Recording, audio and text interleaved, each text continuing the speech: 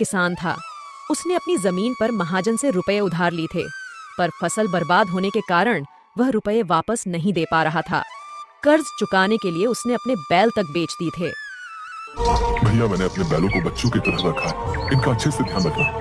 भैया, अभी मैं इनकी आधी कीमत ही दे पाऊंगा, आधे रुपए अगले महीने ले लेना। भैया, मुझे अभी रुपयों की बहुत जरूरत है, इसीलिए तो बैल बेचे। अच्छा, तो ऐसा करो, तुम मेरी अंगूठी रख लो, ये मेरी माँ की आखिरी निशानी है, पर तुम इसे रख लो, जब मैं रुपए वापस करूं तो दे देना। नहीं नहीं भैया, रहने दो, तुम्हारी हालत तो मुझसे भी खराब है। अगर मैंने मजबूरी में तुम्हारी ये अमानत बेच दी तो ऊपर वाले को क्या मुंह दिखाऊंगा। तुम मुझे रुपए अगले महीने दे देना। वैसे भी इन रुपयों से मैं महाजन के पूरे रुपए नहीं चुका पाऊंगा। ऐसे में दो आदमी का परेशान होना ठीक नहीं। तुम तो चैन की सांस लो। महाजन ने बुलवाया है, उसके रुपयों का इंतजाम तो हो नहीं पाया। समझ नहीं आ रहा कि उसे क्या कहूँ। तुमने इस बुधवार तक रुपए सूद समेत वापस करने के लिए कहा था। चलो लाओ मेरे रुपए, आज बुधवार है। आप तो जानते हैं इस बार मेरी बेमौसम की बरसात के कारण फसल बर्बाद हो गई है, इसलिए मैं रुपयों का इंतजाम नहीं कर पाया। अभी बस इतना ही है मेरे पास। बस 2000? अभी तो पूरे 5000 बाकी है। मुझे मेरे रुपए हर हाल में चाहिए, समझे? मुझे थोड़ा समय और दे दो। आप तो जानते हो कि मेरे इतने बुरे दिन पहले कभी नहीं आए। ठीक है, तुम आदमी अच्छे हो तो तुमको 1 सप्ताह और दे देता हूँ, पर अगर इस बार भी मेरे रुपए नहीं दिए तो ठीक नहीं होगा। और बिल्कुल उदास मन से अपने घर की तरफ चलता गया। तुम सुनो, क्या सोमू का घर यही है? बाहर बुलाओ से, पैसे लौटा दे, ये अपनी जमीन और घर, समझी ना? उसके बाद बेचारी उदास मन से सोमू का इंतजार करने लगी। कुछ देर में सोमू घर आया। सुनिए, महाजन का आदमी आया था, कहकर गया है कि अगर 3 दिन में रुपये वापस नहीं किए तो महाजन जमीन और घर पर कब्जा कर लेगा। 3 दिन में रुपए? यहाँ तो खाने के लाले पड़े हैं। सुनिए, आप उस आदमी से रुपये वापस मांग लो जिसे पिछले साल दिए। नहीं, शमशेर से किस मुंह से रुपए वापस मांगू? उस आदमी ने अनजान होकर भी मुझे बीमारी में अपने घर में रखा, मेरी सेवा की, ध्यान रखा। वो नहीं होता तो शायद आज मैं तुम्हारे सामने नहीं होता। तुम्हें पता भी नहीं चलता मेरे साथ क्या हुआ है। उसे रुपयों की जरूरत थी और मेरे पास थे तो दे दिए। पर उसने खुद ही कहा था ना कि 1 साल बाद वापस देगा। आप अभी ले आइए, फिर जब आपके पास हो तो देखिए, एक बार मांगने में क्या हर्ज है। ठीक है, मैं कोशिश करता हूँ, पर अगर नहीं देगा तो जबरदस्ती नहीं करूँगा। सोमू दूसरे गांव में शमशेर के घर के लिए निकल पड़ा और कुछ देर चलने के बाद वहां जा पहुंचा। कुछ मांगने आए हो तो बाद में आना, अभी मेरे पास बहुत काम है। उसने जोर से दरवाजा बंद कर दिया। मैं इस औरत को भिखारी लग रहा हूँ। हे राम, मेरी हालत ऐसी हो गई है। फिर उसने खुद को देखा। हे राम, कुर्ता फट गया है। फिर उसने दोनों हाथों से कुर्ते को थोड़ा नीचे किया। दोबारा दरवाजा खटखटा। अरे तुम फिर आ गए। तुम लोग भी ना बिल्कुल चैन नहीं लेने देते। पर वो क्या? अब रुको यहीं। अरे ये तो कुछ सुन ही नहीं रही। औरत एक रोटी लेकर आई। ये लो, अभी सब्जी नहीं है तो प्याज के साथ खा लेना, और हाँ, अब पैसे मत मांगना, रोटी दे रही हूँ। पर आप मेरी बात तो सुनो। अरे अभी भी कुछ कहना है? शमशेर को बुला दो, उससे काम है। कौन शमशेर? इस घर का मालिक है ना शमशेर, मुझे उससे थोड़ा काम है। शमशेर? कौन शमशेर? ये घर के मालिक मेरे पति रमानाथ हैं, समझे? मैं पिछले साल शमशेर के साथ इस घर में पूरे 15 दिन रहा था। ओ भिखारी, तुम पिछले साल की बात कर रहे हो रे? मेरे ब्याह को 10 साल हो गए हैं। मैं 10 साल से यहाँ रह रही हूँ। मेरे पति जन्म से। ये घर उनके पुरखों का है, पुरखों का, समझे? और मैं शमशेर के साथ इसी घर में था। तुम भिखारी होकर मेरा घर हड़पना चाहते हो? देखो, सीधे सीधे यहाँ से निकल लो, वरना ठीक नहीं होगा। मेरी बात तो सुनो। चलो चलो निकलो यहाँ से। अगली बार दरवाजा खटखटाया तो मार खाओगे। औरत ने उसके मुंह पर दरवाजा बंद कर दिया। क्या हाल हो गया है मेरा? पहनने को ढंग का एक कपड़ा नहीं, खाने को दाना नहीं। अभी एक आदमी उसके सामने एक सिक्का फेंक कर चला गया। अभी उसकी नजर सामने एक घर के आंगन में घड़े बनाते कुम्हार पर पड़ी। उसे देखकर सोमू कुछ याद करने लगा। सोमू सड़क पर चक्कर खाकर गिर गया। उसे बहुत चोट लगी और खून बहने लगा। तभी वहाँ शमशेर आ गया। ए भैया, संभल कर, लो मेरा हाथ पकड़ो। शमशेर ने उसे सहारा देकर खड़ा किया और तुम तो चलने की हालत में नहीं हो, तुम्हें तो बहुत तेज बुखार भी है। ऐसा करो, कुछ दिन यहीं मेरे साथ इस घर में रहो, जब अच्छे हो जाओ तो चले जाना। सोमू खड़े होने की कोशिश करता है पर गिर गया। अरे रे भैया, संभल कर, कहीं ऐसा ना हो कि जिंदगी भर न चल पाओ। ना ना, ऐसा मत बोलो, तो आराम करो। शमशेर ने उसकी बहुत सेवा की। सोमू अब थोड़ा बहुत चलने लगा। यहाँ भीतर पड़े पड़े जी घबराने लगा है। थोड़ा बाहर हो आऊं? अकेले कहीं चक्कर खा के गिर ना पड़ो। अभी भी बहुत कमजोर लग रहे हो। चलो मैं नहीं चलता हूँ। दोनों घर से बाहर निकले तो सामने वाले घर में घड़े बनाते हुए कुम्हार ने आवाज दी। ए भैया, कहाँ जा रहे हो? तुम तो जब से आए हो घर में ही कैद हो, बाहर ही नहीं निकलते। भैया तबीयत ठीक नहीं है, इतने दिनों से कोई आज जाकर बुखार उतरा है।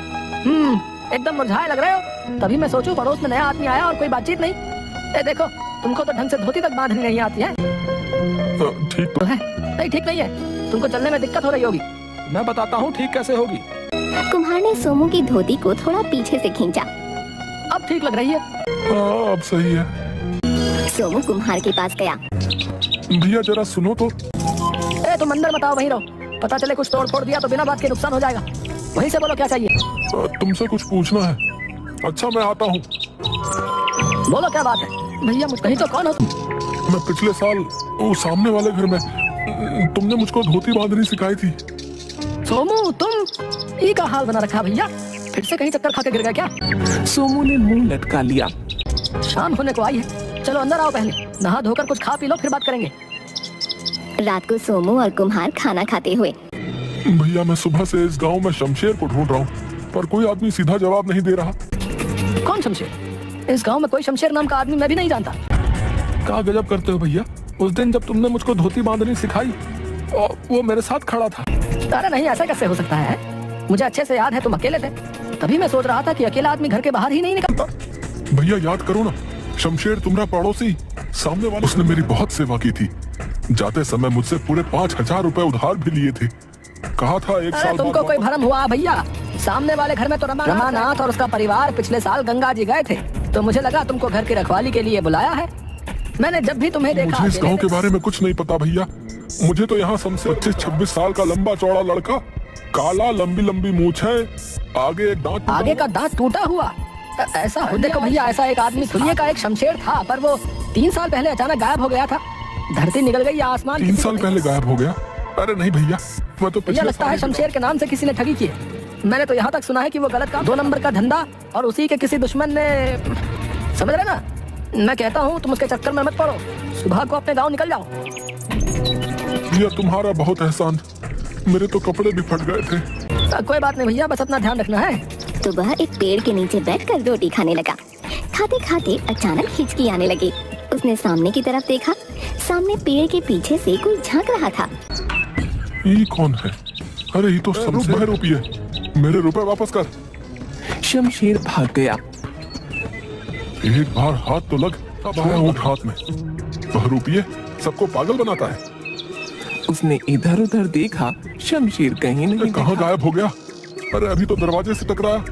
अरे मेरे रुपए तो दे देता, मैं बेघर हो जाऊंगा। तभी दरवाजा जोर से हिलने लगा और उसमें चिपका हुआ शमशेर दिखा और गायब हो गया। ए भैया, मैंने तुम्हारी जान बचाई थी, आज तुम्हारी बारी है। इस दरवाजे को उठाकर नदी में बहा दो, मैं सब बताऊंगा।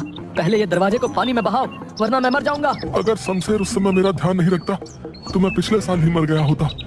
मेरे रुपयों से बड़ा इसका एहसान है। सोमू ने दरवाजे को हाथ लगाया और हटा लिया। ये दरवाजे में से कुछ चुभ रहा है। उसने फिर हिम्मत करके दरवाजे को उठाया और नदी में बहा दिया। जैसे ही दरवाजा शमशेर सोमू के सामने प्रकट हो गया। पहले मैं बहुत लालची था। हमारे यहाँ एक बाबा जी आए थे, वो दरवाजे वाली जगह पर ध्यान लगा कर बैठे थे। ओ बाबा जी, मेरा एक काम कर दो। बोलो बेटा। वो रमानाथ आपको बहुत मानता है, उसे समझाओ कि अपना पुश्तैनी मकान मुझे बेच दे। बेटा मैं सन्यासी हूँ, इन सांसारिक कामों में नहीं पड़ता। देखो बाबा, मुझे वो घर हर कीमत पर चाहिए। मैं उसके साथ, क्योंकि पूरा गांव उसके साथ है। वो आपका कहा नहीं टालता, तो ये काम आपको करना पड़ेगा, वरना क्या? जहाँ बैठे हो वहाँ से कभी उठ नहीं पाओगे। आप मुझे जानते नहीं हो। बेटा, तुम स्वार्थ में अंधे हो गए हो, सुधर जाओ। अरे मुझे सुधरने को कहता है। परंतु बाबा ने एक फूंक मारी और शमशेर दरवाजे में परिवर्तित हो गया। ये क्या हो गया? मेरा दम घुट रहा है बाबा। तुम्हारे बाप का घड़ा भर गया है। माफी इतनी आसानी से नहीं मिलती। माफ कर दो बाबा, माफ कर दो। ठीक है, आ जाओ बाहर। शमशेर दरवाजे से प्रकट हो गया। तुम श्रापित हो, अब से तुम अदृश्य हो, कोई तुम्हें देख नहीं पाए। मुझे वापस पहले जैसा कर दो। मैं कभी कोई गलत काम नहीं करूंगा। यदि उसे तुम्हारी जरूरत होगी तो तुम केवल उसे दिखने लगोगे। तुम्हारे सच्चे मन से की गई सेवा से यदि वो स्वस्थ हो जाए और 1 साल बाद वो इस दरवाजे को उठाकर नदी में बहाए तो तुम फिर से पहले जैसे हो जाओगे। जब मैं तुम्हें दिखने लगा तो मैं समझ गया कि तुम ही वो आदमी हो, पर मैं तब तुम्हें ये सब नहीं बता सकता था, इसलिए तुमसे रुपए उधार लिए कि तुम 1 साल बाद इसी बहाने वापस आ जाओ। तुम बहुत होशियार आदमी हो, गायब होकर वापस इस दुनिया में आ गए। शमशेर ने वहीं मिट्टी में गड्ढा खोदकर एक डिब्बा निकाला। ये लो तुम्हारे रुपए, जैसे दिए थे वैसे ही हैं। सूद मैं बाद में दे दूंगा। आज फिर तुमने मेरी मदद कर दी। तुम बहरूपिये नहीं हो। भैया, तुमने तो मेरी जिंदगी वापस की है। अब मैं भी तुम्हारी तरह सच्चा आदमी बनूंगा।